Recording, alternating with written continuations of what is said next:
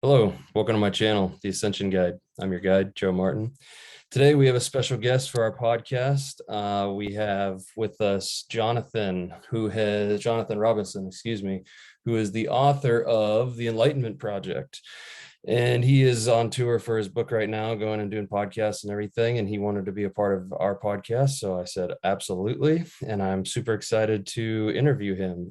Jonathan's work spans much of our modern culture. He's reached over 100 million people through his thousands of radio and TV appearances, speaking engagements. Popular podcast of his is called The Awareness Explorers. And he has a New York Times bestselling book, The Experience of God. And he has met the Dalai Lama, Mother Teresa, Deepak Chopra, to name a few, and has been on Oprah. Man, what a resume. Jonathan, welcome. And I will let you introduce yourself if there's anything that you would like to add to that.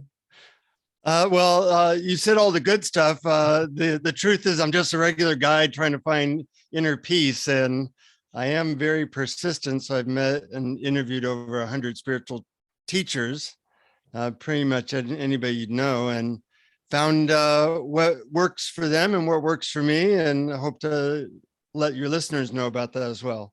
Yeah, so let's go back to the beginning. What got you started on your spiritual awakening, or what was your path to that? Uh-huh. Well, I think for a lot of people, including me, it's some form of pain. I was in a pretty dysfunctional family, so I had my midlife crisis around age 12, which is a good time to have a midlife crisis. And I became like suicidal and depressed and wondering what life is about. And luckily, I had an uncle who was into hypnosis, and he could, turn like my sister, who is normally shy, into Mick Jagger. And I thought, gee, I'd like to change who I am. So I got into hypnosis and meditation at age 13, and then psychedelics a little bit later. And I realized that if I could change my mind, it wouldn't really matter so much what kind of crap show the world was or my family was. So that's where I put my time and energy. And eventually, I'm also lazy, Joe. So I focused on methods that could be done in under 2 minutes. And ends up there's a lot of lazy people. So my books became popular. I was on Oprah a bunch, and have really made a career out of trying to find the greatest ideas, methods, and people on the planet that could help me. And then as I share it, it made a whole career. That's amazing. So through that, what would be like your top things that you learned that, you would want to share just off the top of your head, something that, everybody could do, easy stuff that, because there's so many simple things to do, or, but they're not always easy, or, putting the time in, the effort. So what is something that you picked up on the way that you find helpful? Well, first, let me say that in the Enlightenment Project, that book, I probably share like kind of like the 40 greatest hits. Cool. The 40 greatest methods, the 40 greatest ideas, 40 greatest stories, because I think, people are time rushed nowadays. They don't have time to read 40 books, So I try to I'm lazy, so I try to put everything in one book. And so I think, first of all, different things work for different people. Absolutely. And your mission in life, should you decide to accept it, is to find the things that really work for you. But most people only know a couple of things. They know one or two meditation techniques, they maybe pray, but that might not be the magic thing that works for you. Right. So I'll share 3, 4, or 5 techniques in our interview today, but know that those might be the ones that do it for you, and they might not be. Right. But one story I'll share and technique I'll share is, when I was interviewing a lot of spiritual teachers, I was surprised by the amount of them that said that gratitude was a real doorway to the divine. And I hadn't really thought of it that way. I was thinking more like love or meditation or things. But a friend of mine went to India a bunch of years ago, and when he came back, he was totally transformed. And I asked him what happened in India, and he said, well, his guru had given him a magical mantra for helping him feel overwhelming gratitude, like all the time. And I go, really? Well, I want to know the best method. So tell me that mantra. Right. Well, he said, no, you have to go all the way to India and get it directly from the guru. Well, have you been to India, Joe? I have not, no. Yeah, well, it's 20,000 miles from where I live. And I went, and then I had to take a rickshaw for like 4 hours in 120-degree heat to get to the ashram. And then there's a 5-hour line to get to talk to the guru. So I'm kind of jet lagged and worn out, a little bit pissed off that I'm having to do this. Anyway, so I get a chance to talk to the guy. And I say, I hear you have this magical mantra for helping people feel gratitude. And in an Indian accent, he says, yes, my mantra is the most powerful mantra on earth. And he leans in to whisper it in my ear. I'm very excited. And he says, whenever possible, repeat this phrase. The mantra I give you are the words, thank you. And I look at him like, okay, no, give me the real mantra. But he's not smiling. I say, that's it? I traveled 20,000 miles to get thank you, that's it? And he goes, no. That's it is the mantra you have been using. That makes you feel like you never have enough. My mantra is thank you, not that's it. That's it will take you nowhere. Wow. So I look at him and I say, well, thanks for nothing. And he looks at me and he says, thanks for nothing is not the mantra. You must say it from your heart many times a day. So when you eat good food, say thank you. Or when you see your child or a sunset or your pet, say thank you. And soon you will feel gratitude. Well, I'm totally pissed off at this point, but I figure I traveled 20,000 miles to get this. So I might as well do what he says. So I leave the ashram and I find a taxi, and nothing much works in India, but this taxi actually had air conditioning. I was literally 120 degrees. Wow. So I said, thank you for the air conditioning. I really meant it. I thought, oh, thank you, And then I get to my hotel and there's a clean bottle of water, clean water. And I go, I'm very thirsty. Thank you for this water. Felt, really just feeling my heart for a second and then saying thank you. And then I open up my computer and I think, thank you for the computer. I Skype, this was a bunch of years ago. So I Skype my wife and I'm talking to my wife instantly on the other side of the planet for free. This is better than billionaires did 20 years ago. Right. And I'm thinking, thank you for Skype. Thank you for my wife. And tears start flowing from my eyes. My wife says, that must have been some mantra. And I said, you have no idea, But what I like about that technique, it's so simple. We are given so much, but if you're not feeling grateful for your health or your house or your food or your car or your partner or music, I just discovered that I can tell Siri what music to play. I belong to Apple Music, which I think is $10 a month. Yeah. Every song ever known to mankind is now available to me instantaneously. Right. And when that hit me, I just started weeping. That's amazing. Yeah. So being able to use that technique, which takes 5 seconds, 10 times a day, can influence your life. And so can a bunch of other methods I'll talk about and ideas. Yeah. But once you find something that works for you, you have a friend for life. Absolutely. And that's something, like you said, you can take that anywhere. You don't have to pack a suitcase to bring that. You can go anywhere and be grateful for anything. And that was one of the experiences my wife and I, we went across the country a couple months ago and, went to do some healing and stuff. And we just saw like some sunsets and certain things where it was just like, just almost brings you to tears. We were just so thankful and grateful just to experience, it's like, it's a sunset. Everybody's seen a sunset, but when it's different when you're sitting there and you feel that gratitude, you feel it's just a different kind of feeling. So know exactly what you're talking about. That's very cool. How long did you spend in India when you went to do that trip? Well, I've been to India, I guess 3 times now. And each time it was about 3 or 4 weeks. And each time was incredibly intense. I met a lot of gurus in India. When a couple of my books became bestsellers, they started to know who I was and they wanted to be interviewed by me. Oh, interesting. So that was fun. And, it shows you what's possible. There's a guru in India named Sai Baba. He's dead now, but I'm a little bit of an amateur magician, Joe. So he was known for being able to manifest things out of thin air. Huh.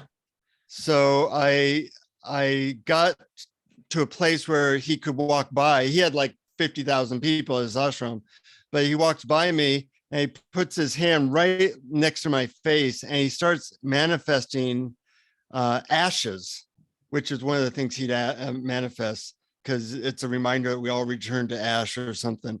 Oh. And I'm talking like a lot of ash, like 2 cupfuls of ash are falling on my lap. And being a magician, I looked to see if he's doing it the way a magician would do it, but he did not have those props. And I was pretty amazed. And then he looks at me and he says, "Are you satisfied now, Magic Man?" So he knew. Yeah, he knew. So wow, that's awesome. I'm very interested in that side of things too, because I'm curious where the line is between real magic and the kind of illusion of things, because I think some people are tapped into a little bit more than we understand, and I'm definitely curious to know what they know and how they are able to tap into that.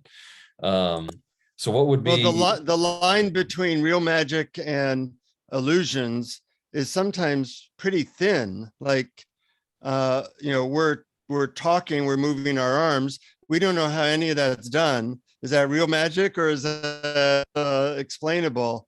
We don't understand even the basics of how quantum dynamics works. So, we can describe certain things, but basically there's real magic all around us, but we're not necessarily perceiving it. The way a lot of things work, like I have a, iPhone here, and I don't know if you know how this works. It works through something called PFM. PFM is how planes fly and how we're able to talk and how we're able to do this Zoom right now. And PFM stands for pure friggin' magic. I was wondering, I hadn't heard of that, so that's good. That's awesome. Yeah, I think that sometimes too, because if you try to wrap your head around it, it's like, how are we sending all these pictures to space and then they're going somewhere else, and it comes like it's kind of mind-boggling. Yeah, so on your travels, I'm curious, who is the most interesting or most influential on you that you have met so far? Well, when I was 21, I met, I'd say, my spiritual teacher for life. He was an American named Justin Gold. And on my podcast, Awareness Explorers, we now have over 100 episodes of interviewing various teachers. And I interviewed him as well. I left him about 7 years ago because I'd been with him for 26 years. That seemed long enough. Yeah. I actually lived with him most of that time. And, he had a path that was very helpful to me. And it was kind of like spiritual boot camp. So he was the most impactful, but I would say, certainly meeting the Dalai Lama had a big impact. And there's other teachers that I've interviewed on the podcast that continue to really impact me. I really like Byron Katie. She has this thing called The Work that is very helpful. So I think, if the student is ready, the teacher appears. Yeah. If you're hungry enough, that there's teachers all around you. Yes. And we can learn from anybody for sure. Yeah, that's awesome. So in this latest book, where you said you shared a couple, or one of your tips earlier, you said this is like a collection of 40 kind of spiritual tips. Where did you travel all for the research in this book? Was it, you said you went to India was that for this book as well, or? No, for this book, I was trying to put the best of my journeys, methods, ideas in one book. So I didn't do any more traveling than traveling to my office from my bedroom. The last couple of years where we were all basically inside a lot of the time. And Yeah. so it was nice to, before this, I was doing a lot of professional speaking. I was a consultant to places like Google or Microsoft because they had a lot of people actually killing themselves, suicide and drug abuse. And so I go around and I kind of teach simple inner peace methods, meditation methods. I teach meditation in prisons. And once people find, something that works for them, it helps them to get over things like depression or anxiety or drug abuse. And that's what I've been doing the last couple of years. You found a lot of success going into prisons and stuff like that with incorporating meditation, or what have you seen from that? Yeah, well, in prison, people don't have anything, they don't have all the distractions. Yeah. So they are very interested in meditation because there's not a lot of other things going on. And in the corporate world, people liked me because my meditations were often as short as 2 minutes. And in fact, I'll guide people on a 2-minute meditation. Let me first mention this. A lot of people, if you say, well, why don't you meditate? They all know that they should, but they don't. And I say, well, do you have 2 minutes a day? And if you can tap into inner peace in 2 minutes and maybe do that a couple times a day, that really makes a difference in your life. Yeah. So in this particular 2-minute guided meditation, studies show that it reduces the cortisol in your blood for up to 5 hours. Wow. That's a very big health thing. So corporations want me to come in because I seem to be able to reduce their healthcare costs and their rate of suicide. I mean, it's kind of crude, but anything that gets people into taking better care of themselves is a good idea. So in this guided meditation, what you do is you focus on a person or animal that you have great affection for, or child. I love my wife, but I often focus on my dog because I have no baggage with my dog, So, so hopefully your listeners can focus on a person or child or animal that they have great affection for. And if you're in a place where you can close your eyes for 90 seconds, that would be helpful. And what you do is if you can, close your eyes and you focus on the center of your chest. And you just imagine that you can breathe in and out the center of your chest. A couple of slow, deep breaths.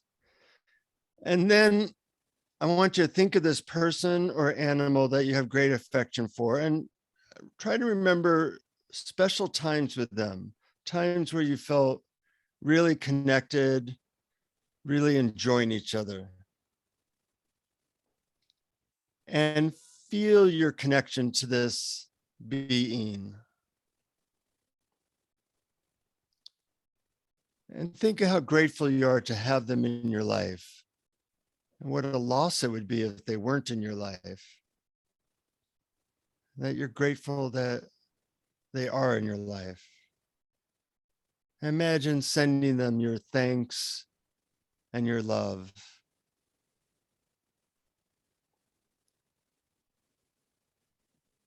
If you want, you can imagine hugging them or holding them or telling them how much they mean to you and seeing how happy that makes them.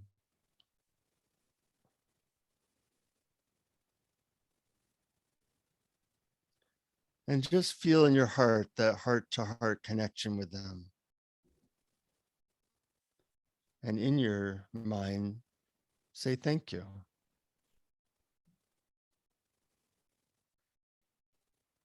And when you're ready, take as much time as you want.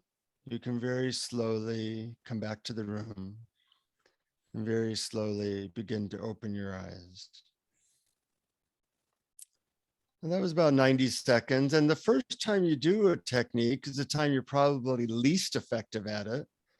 With practice, you get better at it. And, in the crazy world we live in, we need all the help we can get to a place of peace. And if you try enough things from my book, the Enlightenment Project, or whatever you come across, you're likely to really increase the quality of your life rather significantly, pretty quickly. Other ways to increase the quality of your life is to win the lottery. That's not going to happen. Or get our politics all working better. That's not going to happen. Right. It's like we have two. Well, in the material world, I call that channel two. The duality world, where it's me and you and us and them, and problems and money worries and all those things, health worries. But there's another channel that you want to tune into. That's channel one, where everything is coming from the same loving energy. And if you can tune into that channel, Jesus said, be in the world, but not of it. So, I'm in the world, but whenever possible, I try to tune into the world of oneness, of love and peace. And if people could find their way there, I think things would work out better for everyone. Absolutely. So when you did these travels and learned these different things, was there a lot of variation between teachers, or was there a lot of the central theme being pretty similar? How would you say? Mm-hmm. Well, I would say that the techniques were really different. Christianity might focus on love and prayer, whereas Buddhism might focus on meditations of different kinds. So the techniques are different. I think the goals are the same. At one time, I used to ask teachers, what is the meaning or purpose of life? And I actually stopped doing that because the first 50 teachers gave me the exact same answer.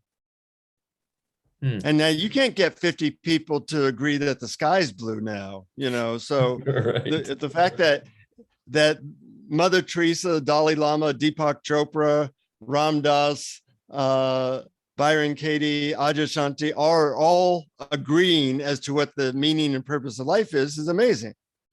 And for $14.95, you can find, no, I'm kidding. I'll tell you right now.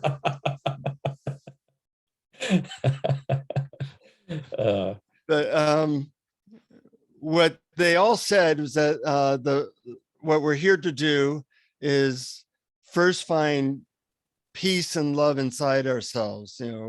Jesus said the kingdom of heaven is within. The Buddha said peace is only found within, etc.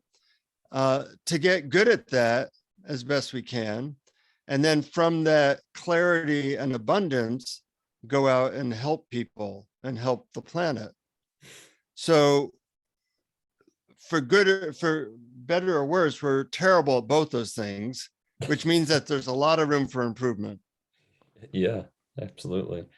And I think that's kind of what your and I's mission is, to try to help guide people in that direction and help to, we're not perfect or anything by any means, but we're working towards that same goal and working towards, that finding that peace and being able to help and give back and do all those things, which I think is awesome. That it seems like more and more people, especially over the last couple of years, have started to find that same inner calling and find that that's what they should be doing too, and getting out of this kind of rat race that we've been stuck in for so long. So how long ago did your whole journey start? Well, you said when you were 12 years old was but when did you really get into making this like a career? Or was that always your career?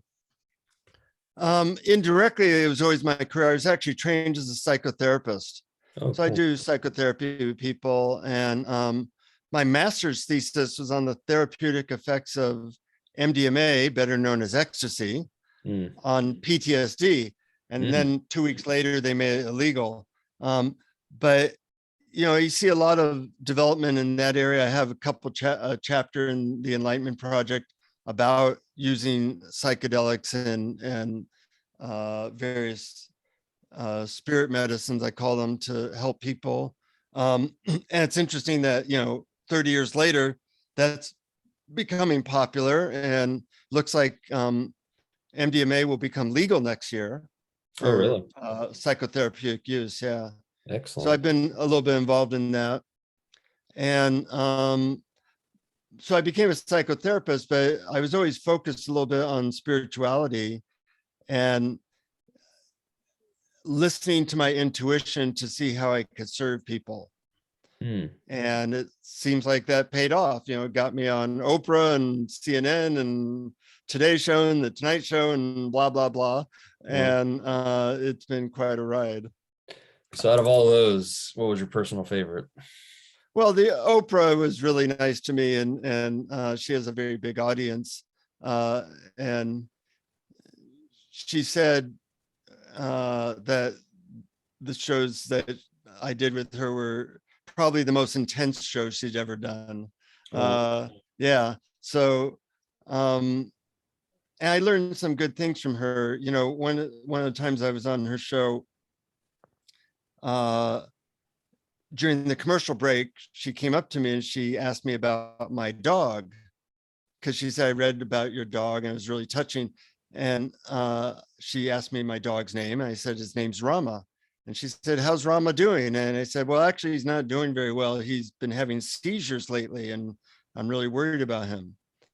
So Oprah said, oh, that's horrible. I'm sorry to hear that. I'll be sure to pray for him. Well, that was our entire off-camera conversation. Well, 2 years later, I'm on her show again, and she comes up to me and she says, good to see you again, Jonathan. By the way, how's Rama? And it, you know, at that time, Oprah was the most loved person on the planet. And, you know, she pretty much single-handedly got Barack Obama elected. So you could say she was the most powerful person on the planet. So I couldn't believe that the most loved person on the planet remembered a 10-second conversation from 2 years ago. yeah. So I looked at her and I said, who's Rama? And she said, Rama's your dog. He was having seizures and I prayed for him. How's he doing? And I was, you know, like made my brain melt. And I said, better, you know, he actually stopped having seizures. So I Wow. said, how did you remember that? This is all off camera. And she said, well, you know, when I was 15, I had a stillborn child after being raped a second time. And I was in the retarded people's class at school, and never lived in a house that even had a toilet. Wow. So I asked myself, what do I have going for me? And she said, well, the only thing I have going for me is I really care about people and I'm kind. And she said, I made a vow that I would go with that strength to be kind and show that I care. And then she turned to her audience, which was 500 people, who had just given her a 10-minute standing ovation for walking into the room. And she said, well, it looked like that turned out pretty good, don't you think? Yeah. That's amazing. So, you know, even kindness can be a technique for tapping into deeper states of awareness or love. Right. Yeah, and I think in today's world, we just get so caught up too in the everything that's going on. The kids got soccer practice, and then you got to make dinner, and then they got school, and then you got work, and then you got all these obligations. And that's why it's nice to have, like you're saying, 2 minutes where you can just go in and, you know, tap into that inner peace where everybody has 2 minutes. You're standing in the grocery store for 2 minutes, you know, you can tap into that. So that's an awesome tool to be able to take with us, because I do hear the same thing with a lot of people. And I think there's the old I don't know who said it exactly, but I think it's an old Buddhist quote where they said, if you don't have spend 20 minutes in meditation, unless you don't have that time, then spend an hour. And so, Yeah. and I know I butchered the quote to some degree, but you get the idea that, you know, we need to make that time because it's so important for us to tap into that inner peace and be able to, you know, when people try to give without making sure they're good too, then we're giving out of an empty cup. We need to make sure our cup's full and that we're taken care of so that we can, you know, be better to help other people. And I'm sure the people that you've met have had kind of a similar you know, mantra to that, where the you know, we have to take care of ourselves through these meditations, which a lot of those, you know, gurus and stuff are doing. Have they given any other tips that you'd like to share with that? Let's see. There's so many. It's It's like anything that you maybe stands trying out, to or I know there's trying to sort through the greatest hits of the Beatles. Then, yeah, right. well, one thing that I found useful is to have what I call an experimental attitude, meaning that you try stuff for a short period of time to see if it's a fit. So, I've spent a little bit of time in exploring Christianity, a little bit of time exploring Buddhism, a little bit of time exploring Islam, a little bit of time exploring Judaism, a little bit of time exploring Hinduism, and really seeing what's there, what I can take into my life. And, Gandhi wrote a book called Experiments in Truth, where he saw his whole life as an experiment. How can I find peace? How can I help people? And when you look at your life that way, it makes you a little bit more adventurous, rather than just getting caught up in all the stuff that we have to do. So I think that's been a useful idea. Of course, there's a lot of useful ideas in the book. One thing that I try to use every day is to have an intention to learn something. Many years ago, I was leading a movie group, a spiritual movie group for about 30 people, of showing them just very spiritual movies, we'll call it. So one week I was going to be gone, and I gave a movie to a friend to show to the group. And I thought I was giving him the movie Gandhi, but in the DVD sleeve was the movie Men in Black 2. Now, I don't know if you saw Men in Black 1 or 3, which were good movies, but Men in Black 2 is so bad that Will Smith said you really shouldn't watch this movie. Really? Yeah. Anyways, so they had to write a page about what they learned from the movie.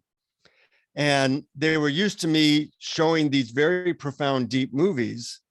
So when they saw Men in Black 2, they thought I was showing them a very profound, deep movie, which was panned by everybody as being stupid and boring. Well, the funny thing is that they wrote glowing reviews of the movie saying how it really transformed their life to see such an amazing movie, because they had the intention of seeing the insights and deep things in this movie. And they weren't going to let the inanity of the movie interfere with their intention. So if you had, if I said to you, Joe, I'll give you $1 million if you come up with an important, profound insight in your life today, could you come up with one? Absolutely. Yeah.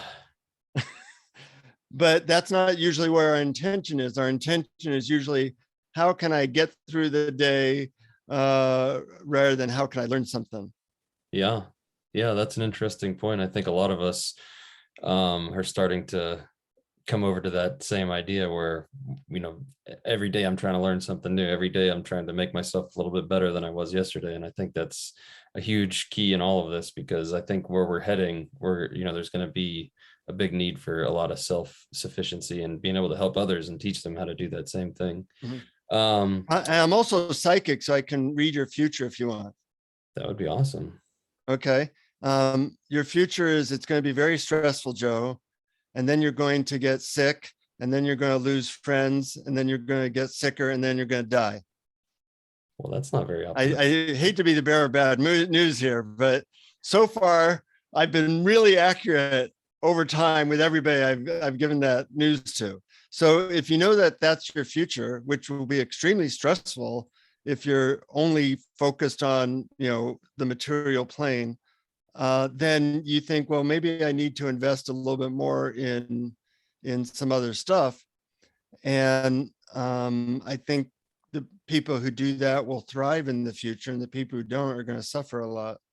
I 100% agree with that sentiment. Well, John, we got about 5 minutes left here. Did you want to start another one, or is there more you want to talk about, or keep going, or how you feeling here? How much time do you got left? What your schedule is? Well, I have an appointment in 17 minutes, but I'm Okay. free till then.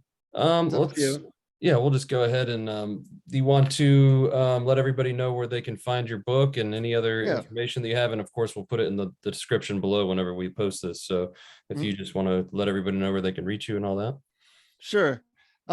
The easiest way to find out about the book, in fact, if they go to my website, theenlightenmentproject.net, and put in their email address, they get the 5 quickest ways to awaken to inner peace that I've learned. Oh, Plus, they cool. get the first chapter to the book for free. Excellent. And so that's at theenlightenmentproject.net. And of course, they can buy the book on Amazon. And I also have the podcast where I interview spiritual teachers, awareness explorers, and that's available on any podcast app. Excellent. And yeah, I haven't had a chance to read your whole book yet, but I was kind of skimming through the last couple of days, and it's definitely, you guys got to check this book out. There's tons of cool information in there and useful stuff that, no matter where you are in your journey, it's definitely helpful. So I would definitely recommend checking that out for sure.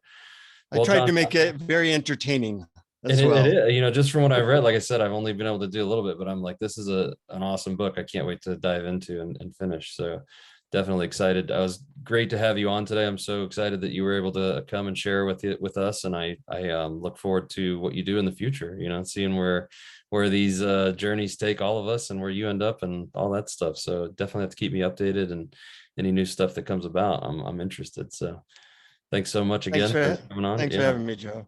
absolutely. It was a pleasure. Mhm.